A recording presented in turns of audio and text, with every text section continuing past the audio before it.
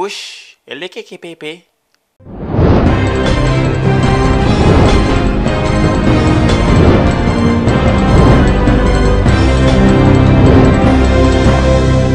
This is Pepe News. Alan Cavé records final album as he runs out of romantic lyrics. This is Max Ujier reporting.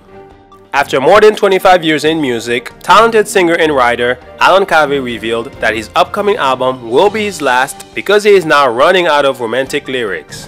The gifted composer, who is best known for his sultry voice and smooth lyrics, admits that it is becoming increasingly difficult to come up with fresh words to express his personal feelings and thoughts. Over the years, my songs are composed almost entirely with no effort put into them, said the 44-year-old songwriter. But lately, it seems that I have used up all of the romantic words I possibly can to evoke tender emotions.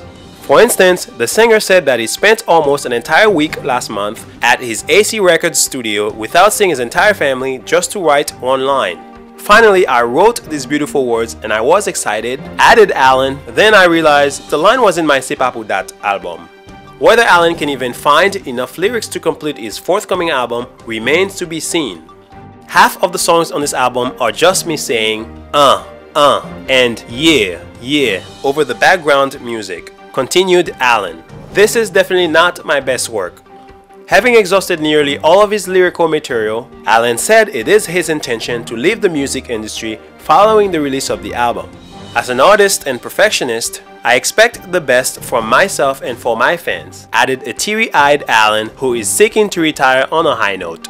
In the past, it was very easy for me to compose a ballad so moving that it was hard to stop myself from crying. Those days are long gone. Fans and fellow musicians acknowledge that Alan's departure will leave a major void in the romantic Haitian music genre.